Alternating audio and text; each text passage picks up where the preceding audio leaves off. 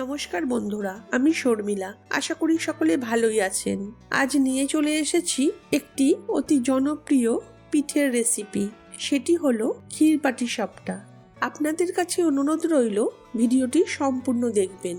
প্রথমে একটি পাত্রে নিয়ে নেবেন 1 বাটি সুজি, 1 বাটি চালের গুঁড়ো ও 1 বাটি ময়দা। অল্প চিনি ও একটু নুন নিয়ে ভালোভাবে মিশিয়ে নেবেন। তারপর পরিমাণ মতো দুধ দিয়ে দিতে হবে ব্যাটারটা ভালোভাবে তৈরি করার জন্য। একবারে দুধটা দেবেন না, অল্প অল্প করে মেশাবেন। দেখতেই পাচ্ছেন কতটা পাতলা রাখতে হবে ব্যাটারটা, এবং প্রায় 2-3 ঘন্টার জন্য ঢাকনা দিয়ে রেস্টিং টাইম দেবেন। পিঠের প্রথম ধাপটা হয়ে গেল, এবার আসি দ্বিতীয় ধাপে। পুরটা বানানোর জন্য আমি এখানে নিয়েছি 200 গ্রাম মতো খোয়া ক্ষীর ও নলেন গুড়ের পাটালি নিয়েছি, এবং খোয়া ক্ষীর আর পাটালিটা গ্রেট করে নিয়েছি। আর নিয়েছি 200 গ্রাম মতো ছানা। এবার সব উপকরণগুলো একটি কড়াইয়ে দিয়ে দিতে হবে। তার সাথে একটু গুঁড়ো দুধ ও চিনি দিয়ে ভালোভাবে মেখে নিতে হবে। বন্ধুরা, আমার ভীষণই ঠান্ডা লেগে গলাটা একটু বসে গেছে, আপনারা একটু মানিয়ে নেবেন প্লিজ। এবার কড়াই গরম হতে দিন এবং ভালোভাবে ক্ষীরটা নেড়েচেড়ে শুকিয়ে নিন। একদম ঠিক পরিমাণের সঙ্গে কিভাবে সহজেই বাড়িতে বানিয়ে ফেলবেন এই রেসিপিটি, সেটি আজ দেখাবো। আপনারা কে কোথা থেকে দেখছেন অবশ্যই লিখে জানাবেন। চ্যানেলে নতুন হলে অবশ্যই সাবস্ক্রাইব করবেন আর বেল আইকনে ক্লিক করবেন নোটিফিকেশন পাওয়ার জন্য। ক্ষীরটা হয়ে গেছে, এবার ঠান্ডা হতে দেব।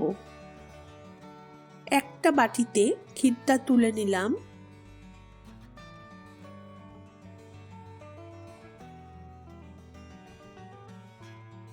ও ঠান্ডা হওয়ার পরে হাতের সাহায্যে পুরটা লম্বা লম্বা আকারে তৈরি করে নিলাম। এতে পিঠে বানানোর সময় খুব সুবিধা হয়। দেখুন, অনেকগুলো পুর বানিয়ে ফেলেছি।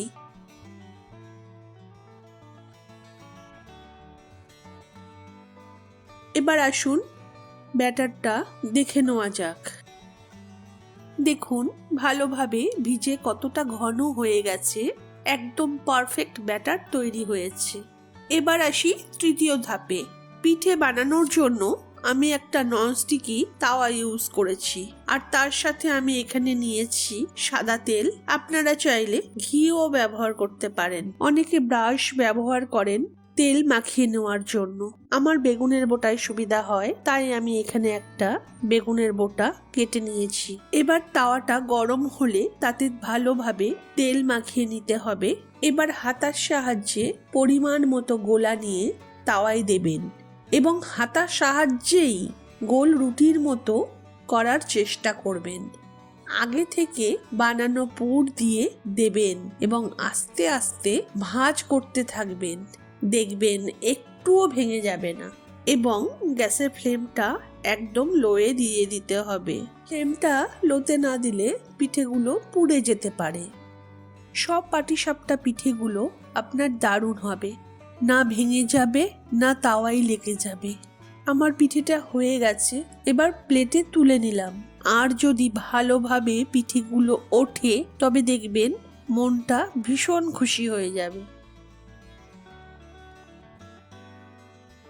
আবারও ওই একই রকম পদ্ধতিতে গোলা দিয়ে গোল করে তার মাঝে পুর দিয়ে একের পর এক ভাঁজ দিয়ে তুলে নিলাম। একটু চেপে চেপে ভাজবেন পিঠেগুলো। একদম কঠিন না এই পিঠে বানানো। বাড়িতে অবশ্যই এইভাবে একবার ট্রাই করবেন, আর অবশ্যই খেয়ে কমেন্টে জানাবেন। আমি তো গোটা শীতে অনেকবারই বানাই এই পাটিসাপটা পিঠে। বন্ধুরা, বিশ্বাস করুন, ভীষণ স্বাদের এই পিঠে একবার বাড়িতে বানিয়ে খেলে বাড়ির মানুষ আবারও আপনাকে বানানোর জন্য আবদার করবে।